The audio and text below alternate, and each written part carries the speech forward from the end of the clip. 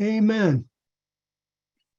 Well, tonight I want to teach on salvation and rewards, and I confess that I'm not going to say much at all about salvation. Really, the reason I even want to bring it up is because what I found is I've really worked in my heart about witnessing and trying to witness more, trying to be bolder with people. And one thing that that constantly comes to my mind is, well, first of all, you have to realize that I translate with superb linguists, and the stuff that we're in the Word, Genevieve just rolls her eyes.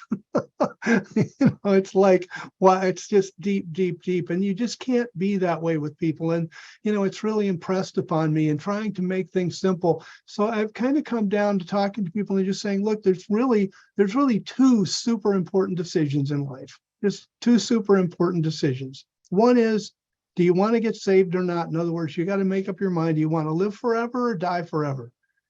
Because it's your choice.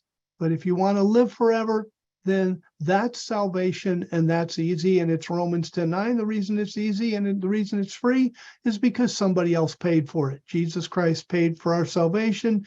You all understand that and know that Romans 10:9, confess with your mouth the Lord Jesus, believe in your heart that God has raised him from the dead, and you will be saved.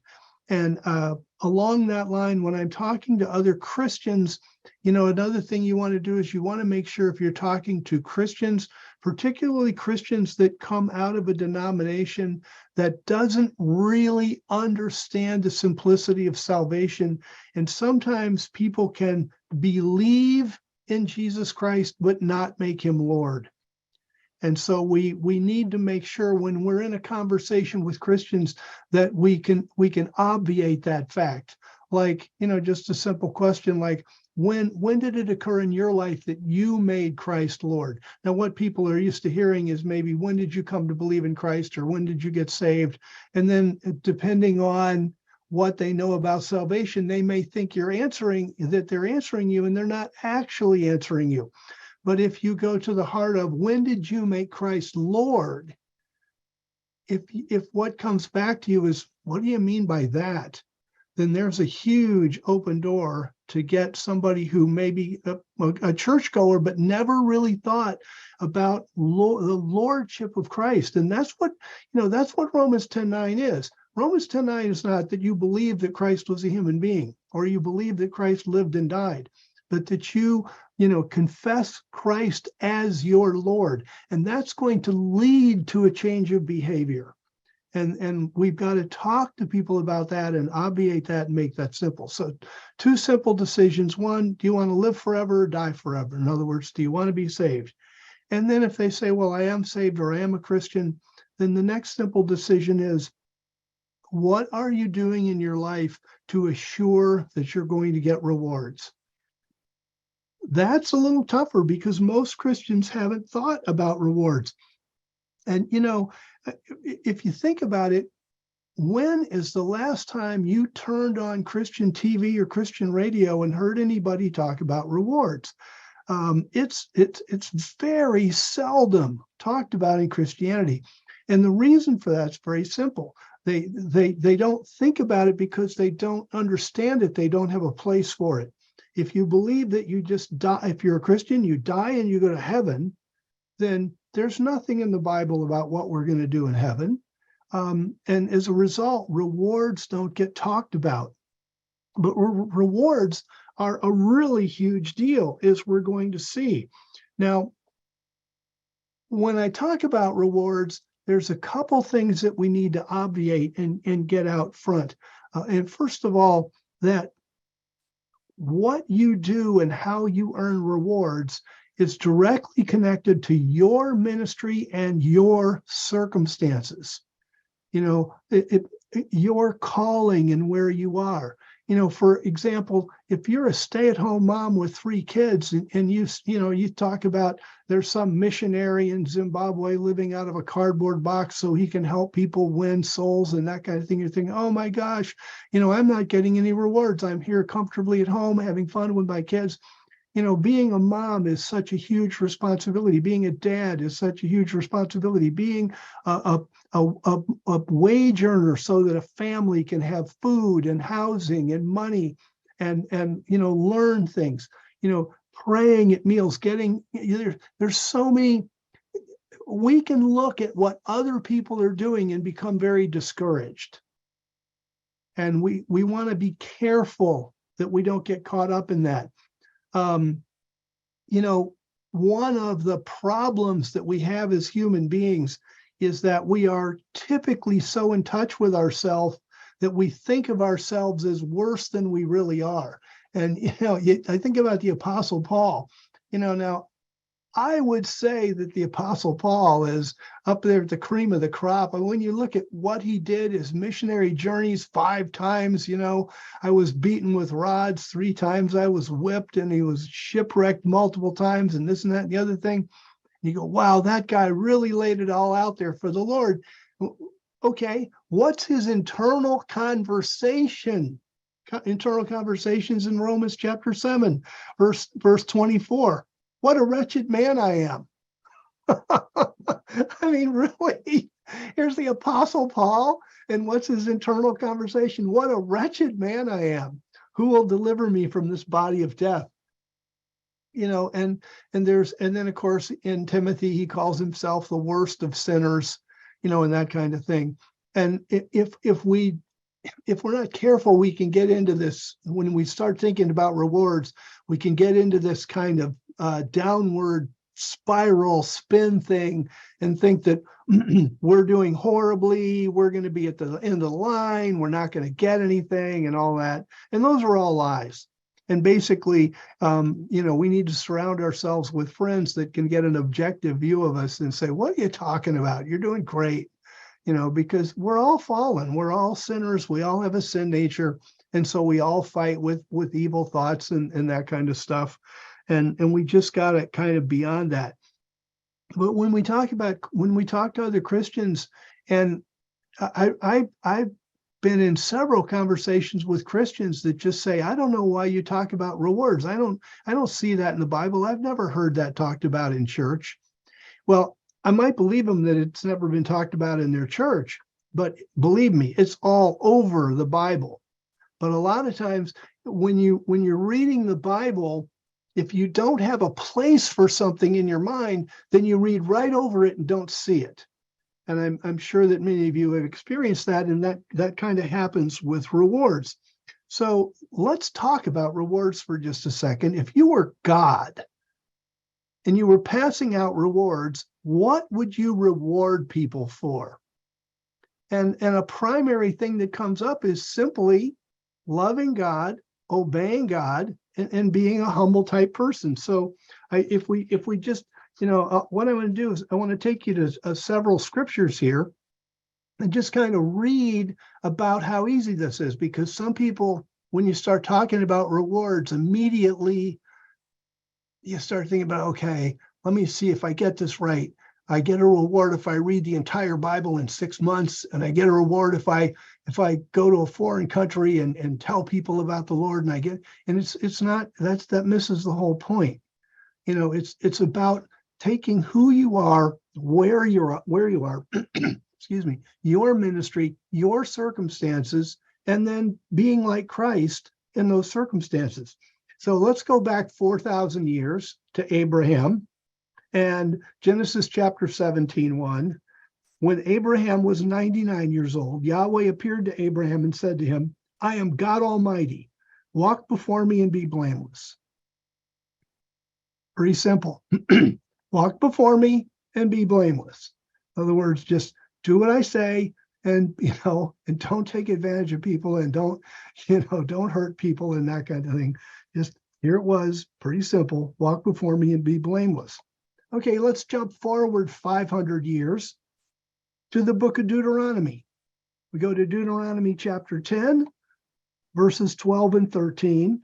Here's God speaking. Now, Israel, what does Yahweh your God require of you? But to fear Yahweh your God, to walk in all his ways, to love him, and to serve Yahweh your God with all your heart and with all your soul, and to keep the commandments of Yahweh and his statutes that I command you this day for your good. So again, it's a pretty simple formula. Love God, walk before God, keep the commandments, and that's for your good. And then if we jump forward about 750 years, and we go to Micah, this would be in the days of, generally speaking, about time of Hezekiah, Micah chapter 6, verse 8. O people, he, meaning God, has shown you what is good. What does Yahweh require of you but to act justly, to love mercy, and to walk humbly with your God? And that's pretty simple stuff. Now, if you're robbing banks and murdering people, and kicking kids and that kind of thing, well, you're not exactly doing the right thing. But I mean, really, what does Yahweh require of you but to act justly, love mercy, and walk humbly with your God? About that same time period, Isaiah and Micah were contemporaries. So in Isaiah chapter 1, verse 16 and 17, what do we read? Wash yourselves, make yourselves clean, because the people were, with idols and stuff like that. So wash yourself and make yourself clean, don't get any idol dust on you, all that stuff. Put away the evil of your doings from before my eyes, cease to do evil. Learn to do well. I love that. Sometimes doing well takes a little effort. Learn to do well. Seek justice. Relieve the oppressed. Bring justice to the fatherless, that's the orphan. Plead for the widow. In other words, help the disadvantaged. Don't do evil, learn to do well. Pretty simple formula. Go forward about another 150 years to Jeremiah 22:3. This is what Yahweh says. Do justice and righteousness, and rescue the one who has been robbed from the hand of his oppressor.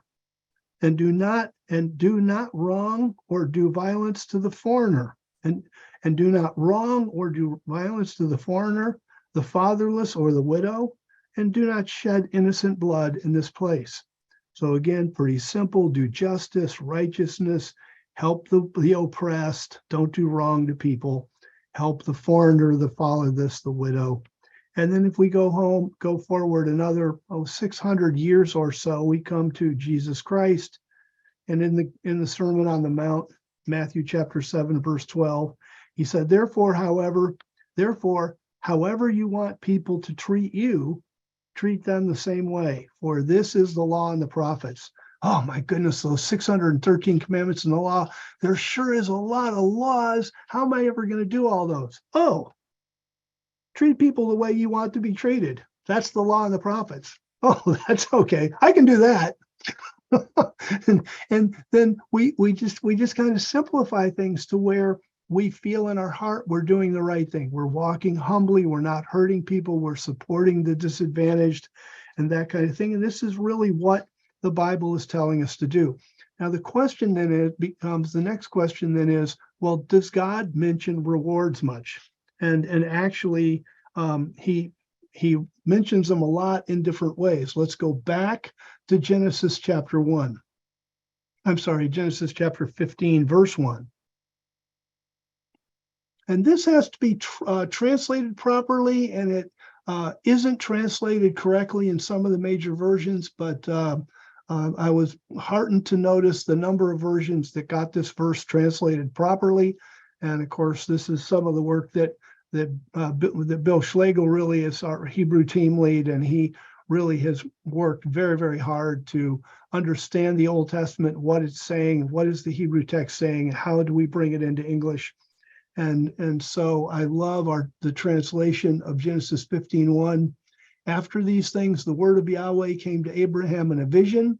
Now, when it says the word of Yahweh, basically this is God speaking his word in a vision. And he said, do not be afraid, Abram.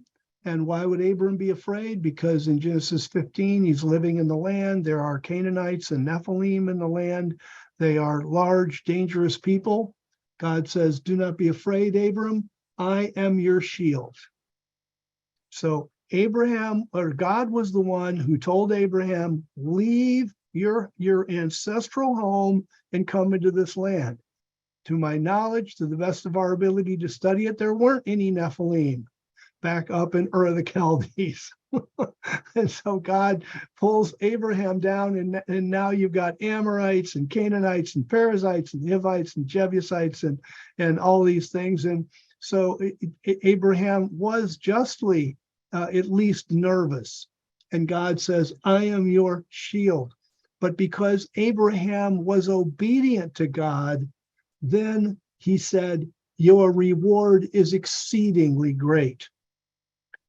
And that's really true. I mean, when God tells you to move from your ancestral home, go to a place where you don't know anybody, your life is in danger, you have to start over, all that stuff, that's real serious obedience, and God has real serious reward. And so he says, don't be afraid, Abraham, I am your shield. Your reward is exceedingly great. And that's really true. We get reward for obedience. We get rewards for doing good things. Let's go to Ruth. Ruth chapter 2. And Ruth chapter 2 is another place. Boaz was an extremely wise and godly man, and he was quite old. Our chronological study would indicate that he could well have been in his late 90s or even 100 or a little more. And we get this from the genealogy in Ruth and in Chronicles. But in any case, so Ruth, on the other hand, is very young, but she's got a mother-in-law to take care of, her dead husband's mother. And so in Ruth chapter 2, in verse 11, Ruth is going to Boaz for help. Verse 11, and Boaz answered her, it has been told, yes, told to me, all that you have done for your mother-in-law since the death of your husband, and how you've left your father and your mother in the land of your birth and have come to a people that you did not know before. And why did Ruth do that? Because she knew Yahweh and she loved Naomi, and she was committed to take care of Naomi. And then verse 12, may Yahweh repay your work and a full reward be given to you from Yahweh. Boaz was a wise man. He understood how judgment worked. He understood that humankind was created for a purpose. And he understood that when Ruth made this sacrifice as a young woman, marrying a man who's likely close to 100 years old, simply so that she could be taken into a family, and then she and her mother-in-law would be taken care of, he says, may Yahweh give you a full reward. And that's one of the things we see as we study this, is that God, sometimes we make sacrifices like Ruth. We don't know how long Ruth was married to Boaz before he died. It might have been 3 years, 5 years. It wouldn't have been super long. But Boaz's age wouldn't have been super long. But Ruth was making genuine sacrifices there. And through history, that's what we see. Abraham made serious sacrifices. And these men and women knew and understood about the day of judgment. And we should too. It's ridiculous to think that somehow or other we're just cosmic accidents and we're here on the face of the earth. God put us here for a purpose. And when we fulfill that purpose, and that purpose is different for every person. And that's why you can't compare yourself to other people. If we're doing what we're supposed to do in our circumstances with our calling, then there's a huge reward for that. Let's go to Ecclesiastes, please. Ecclesiastes chapter 12.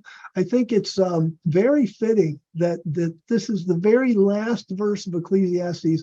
And Ecclesiastes is just the world's coolest book anyway. There's just so many great things in Ecclesiastes. But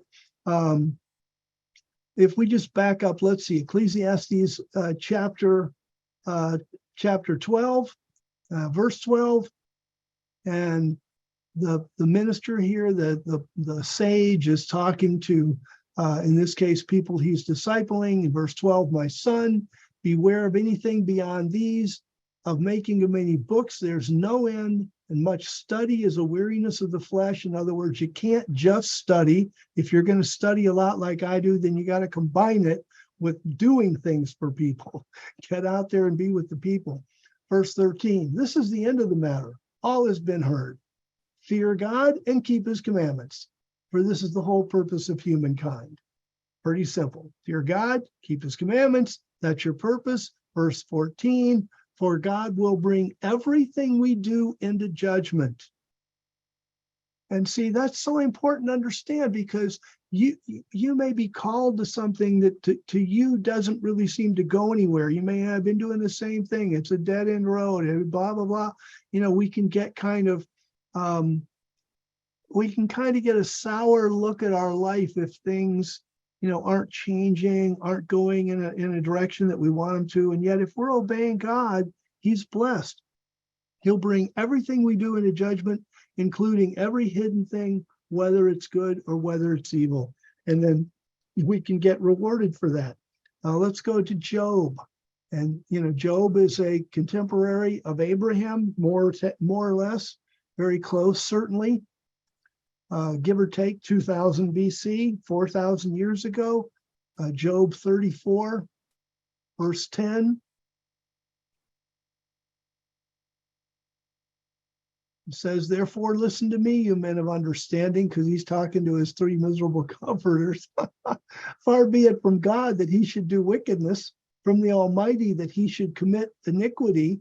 Now here's Job. He's lost his money. He's lost his family. He's lost his health. And he's not blaming God. Far be it from God that he should do wickedness. Verse 11. For he will repay a person according to his work. Now that's pretty powerful coming from Job, because, Job could be thinking, wait a minute, I've done righteousness my whole life. And how am I being repaid? I've got nothing. I don't have my money. I don't have my kids. I don't have my health. And yet look at the hope that lives in his life, that God will repay. And of course, we know the end of the story of Job, that, that kind of thing. And God, and of course, at the judgment, he'll repay him again. But what a great attitude. He'll repay a person according to his work and cause every person to have consequences according to his ways. So we know that. And, and how's this going to play out? Well, in the future earth, when Christ is king, there's going to be all kinds of assignments and all kinds of jobs to do. And there's going to be millions of people there. So there's going to be plenty of different jobs, and we'll plug in, I'm sure. Let's go. Let's see. There's a lot of these. Let's go to Jeremiah chapter 17. We could spend the rest of the night going to verses that are very similar to that, and I don't want to do that. We'll move on from stuff, but I want to just show you a couple of these. Some of them are just the way they're where what do you call it? They're picturesque, if you will, the way they're painted. So in Jeremiah 17, verse 10, I, Yahweh, search the heart. I test the kidneys. By the way, the kidneys, the heart are part of the enteric nervous system. So you have two nervous systems in your body. You have the central nervous system, which is your brain, and you have the enteric nervous system, which is your gut. And they are both actually nerve systems. It's been proven more or less that the heart can have its own memory. Your enteric nervous system recognizes what you're going through. And, for example, a lot of times you get bad news and you have a stomach cramp, or you almost involuntarily go to the bathroom if you get frightened, that kind of thing. So you've got these two nervous systems that are working, and that's why it says, I, Yahweh, search the heart, I test the kidneys, in order to give to each one according to his ways, according to the fruit of his doings, because a lot of times you can lie to your head, but you can't lie to your heart and your kidneys and your intestines. They know what's going on, which is why, by the way, it's so important that we deal with tension in our life, deal with when you're sad all the time or you're worried all the time, when you have like an endemic worry or anxiety or that type of thing, that kind of pressure, and it works out in your body. And one of the ways it works out, one of the reasons it works out in your body is because of the enteric nervous system. You can't really lie to your body. And that's one of the reasons that we need to be honest with our lives and deal with our situations. And sometimes that would involve things like putting up boundaries so we're not taken advantage of, or we might have to change jobs, or we may be living in the wrong place, or there's a whole bunch of things that could be going on. But if it's producing constant pressure and anxiety, and you're getting to the point that you're like Samson, you're becoming discouraged in life, then we need to take the bull by the horns, make difficult decisions, and make changes because it makes a big difference. So he says, I search the heart and the kidneys to give each one according to his ways. And then verse 11, as the partridge that sits on eggs that do not hatch. In other words, the partridge lays eggs, sits on them, but the partridge is well known in the biblical culture for having a very, very shallow nest on the ground. So the eggs are very exposed a lot. They're exposed to the sun or to anything else that comes along or to things that might step on them. And so there's a lot of partridges that lay eggs that they don't hatch. So is the one who gets riches by injustice. In the midst of his days, they will leave him, and in the end, he will be shown to be a godless fool. So if the way you get ahead is through injustice, it's foolish because God sees everything and he's going to repay people according to their ways. And that's rewards. People say, well, the word rewards isn't in the verse. That's true, but it's talking about rewards. Let's go to Matthew chapter 5. And this is an important verse to properly understand because it gets misinterpreted in the Christian world. But let's go to Matthew chapter 5, verse 11. This is a verse I kind of have trouble with. Kind of like Mark Twain. Somebody asked Mark Twain one time, what about, did the verses in the Bible that he didn't understand bother him? Or the question was something along that kind. And he said, I'm not bothered by the verses I don't understand. I'm bothered by the verses I do understand, like love your enemy. I think that's really classic because there are things that, and this is one of those that I do understand. Verse 11, blessed are you when people insult you.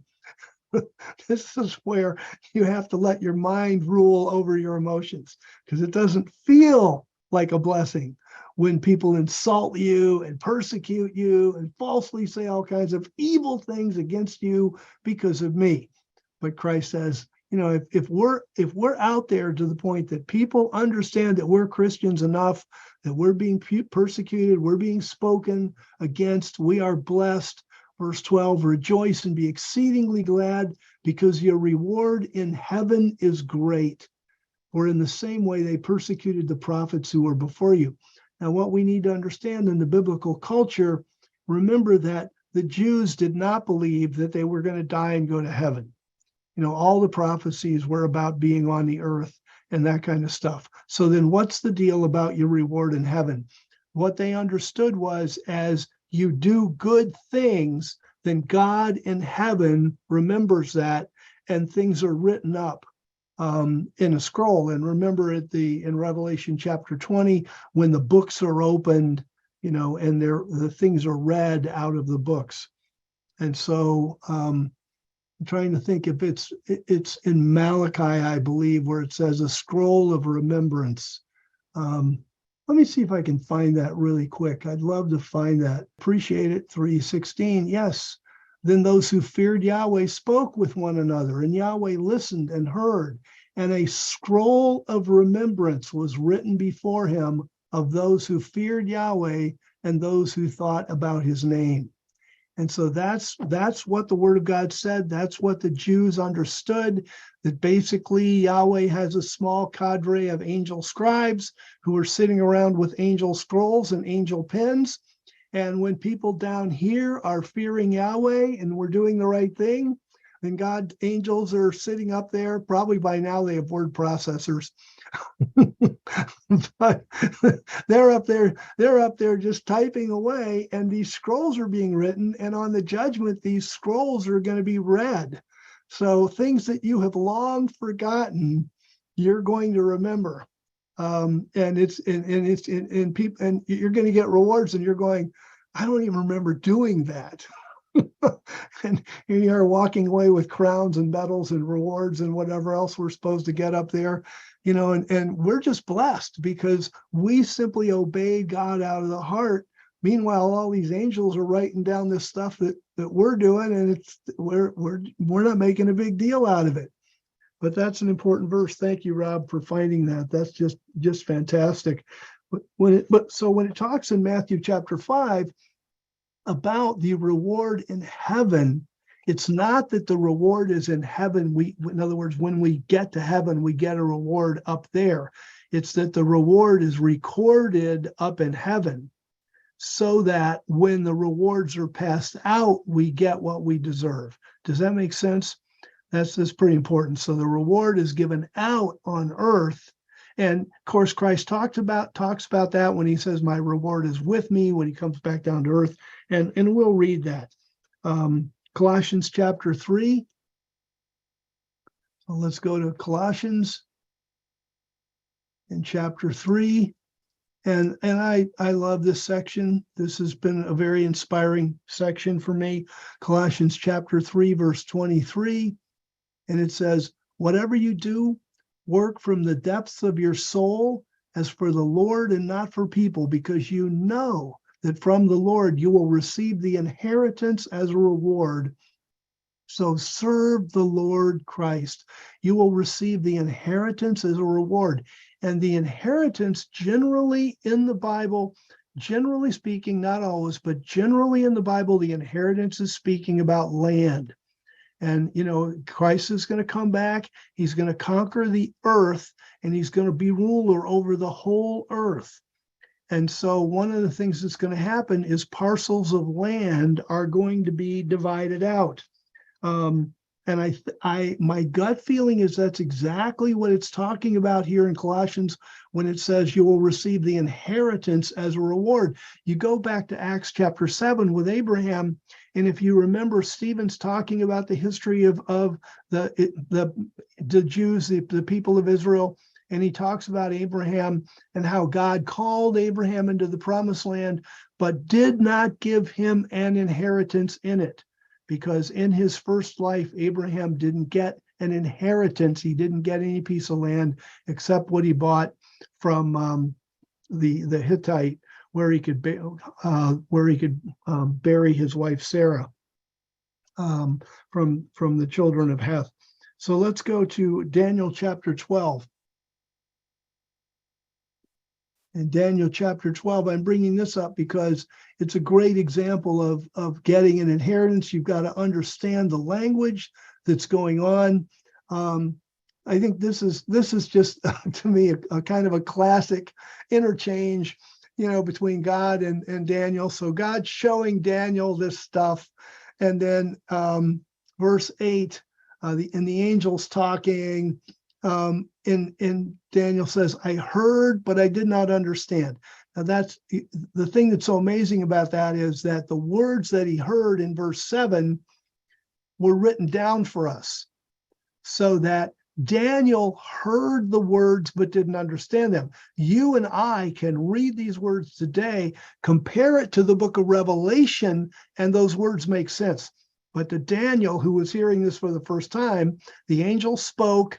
It got written down. Daniel didn't understand it. I love what he says. He said, then I said, my Lord, because he's speaking to the angel, what will be the outcome of these things? And he said, go your way. And I just love that. It's like, wait a minute, you come down here and you tell me stuff that I don't understand. And when I ask for understanding, you tell me, okay, be on your way. I just think that's, and it just shows like Daniel's doing his part. Those words needed to be spoken. They needed to be recorded so you and I could learn from them. They're important in the chronology of how the end times played out. But then he says, go your way, for the words are shut up and sealed until the time of the end. That's another reason why I believe that we are close to the time of the end, because now we can understand what those words mean. Verse 10, many will purify themselves and make themselves white and be refined, but the wicked will act wickedly, and none of the wicked will understand. But those who are wise will understand, because we read and believe the Bible. Verse 11, from the time that the regular burnt offering will be taken away, and the abomination that makes desolate set up, there will be 1,290 days. Blessed is the one who waits for and reaches the 1,335 days. And those days, to my understanding, are the days that complete the judgment before we at the end of the sheep and goat judgment. And after that, everybody that's going to be in the kingdom is in the kingdom, and everybody that's going to be consigned to Gehenna has been thrown into Gehenna. Verse 13, but you, meaning you, Daniel, go your way until the end, and you will rest, which was a very gentle way of saying you're going to die. And Daniel was a very old man at this point. You will rest, then you will stand in your allotted place at the end of the days. Wow, gives me chills. Can you imagine an angel coming to you and looking and saying, you have been so faithful, you are going to have a plot of land at the end of days. When the Lord sets up his kingdom on earth, you're going to get a plot of land. You will stand in your allotted place. That's that's like Christ telling the thief of the cross, you will be with me in paradise. What a phenomenal message that this closes out the book of Daniel. Daniel, you've been so faithful for so long. You are getting an inheritance. You are getting an allotted place, which is a good Hebrew idiom for a plot of land. What an amazing promise. And that's a reward. That's what it is. And so we can really understand that. Let's go to Hebrews chapter 11. In Hebrews chapter 11, we read about Moses. And I just think this is particularly clear here in Hebrews chapter 11, starting in verse 24.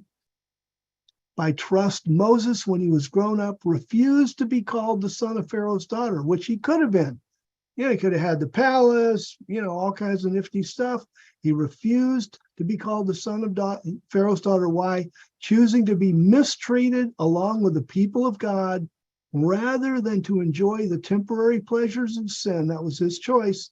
You can be mistreated or you can have the pleasures of sin. Verse 26, considering the abuse for the sake of the Messiah, greater riches than the treasures of Egypt, for he was looking to the reward. That's the bottom line. You and I daily make choices that lead to a reward. We make choices about whether we're going to read the Bible or watch TV. We make choices about whether we're going to witness to somebody or walk away. We make choices about whether we're going to take some of our money and give it to help God's people around the world, or whether we're just going to spend all our money on whatever in the world we spend money on. We make those choices, and there are rewards for making godly choices, and it's not difficult. There can be some tough decisions, but really, this is just walking humbly with God and considering, God's prerogatives and the good that we can do better than just kind of taking care of ourselves or whatever. Let's see. Yeah. Isaiah chapter 62, verse 11. So in Isaiah chapter 62, and remember I said that the reward was not up in heaven, it was down on earth. And so Isaiah 62:11, we'll read a couple verses like this. Behold, Yahweh has proclaimed to the end of the earth, say to daughter Zion, behold, your salvation is coming, and it's going to come as the Messiah comes down to earth and conquers the earth. The salvation of Zion is coming, prophesied here and in the book of Ezekiel and in Zechariah. Behold, his reward is with him. When Christ comes down to earth, his reward is with him. They didn't believe that the reward was up in heaven, and they were going up. They understood the Messiah was coming to earth or conquer the earth, and the reward was with him. And that becomes very important. And his rewards accompany him. And so that's stated there. If you look at Matthew chapter 16, let's go to Matthew chapter 16. We get the same truth. Verse 27, we need to get some context. Don't need context. So Matthew chapter 16, verse 27, for the Son of Man, which is, of course, we know Jesus Christ, is about to come with his angels in the glory of his Father, and then he will repay each person according to what he has done. And so Christ comes down with the reward. That becomes very clear. Let's go to Revelation chapter 22. Book of Revelation, last book of the Bible, chapter 22, last chapter of the Bible. We're going to go to verse 12. And what's everybody doing? They're looking up in the sky. Remember, verse chapter 1 of Revelation. Behold, he's coming in the clouds. Every eye will see him. So here we are, Revelation 22, verse 12. Look, I'm coming quickly, and my reward is with me. So we're not going up to get it. He's coming down, bringing it. My reward is with me to render to each one according to his work. And so there's just a lot. We could do a lot more here. I have so many scriptures, and all I did was I just put the word reward in my search function, and there just came up dozens and dozens of uses of the word reward. So gosh, if there's so many of them, why doesn't the Christian church pick up on it? Because they don't have a place for it. They don't have a little file in their mind where it makes sense. So they read it and don't understand it and move on. But you and I understand it, that when Christ comes back, he is going to reward us for what we have done. And as we read in those verses, what do we need to do? We need to treat others like we want to be treated. We need to fear God. We need to keep his commandments. It is not hard to be a good Christian and to build up rewards. And then if we get very purposeful about it, then we start looking at, okay, I could do this a little more. I could do a little more of this, a little more of that.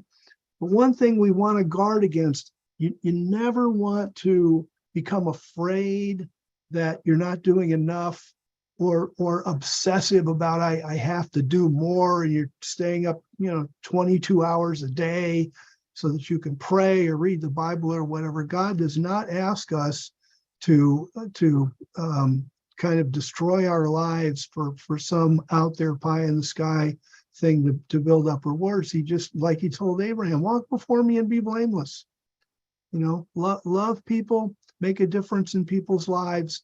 And you and I and other Christians that we can talk to will do very well at the judgment. I assure you of that. And I think in keeping this simple, it's just, there's two pretty simple decisions. Get saved so that you live forever, and then take a look at your life and see if you need to clean some things up so that you're keeping God first, you're being humble, and you're treating others like you want to be treated. So thank you very much. I really appreciate being with you tonight. It was really fun.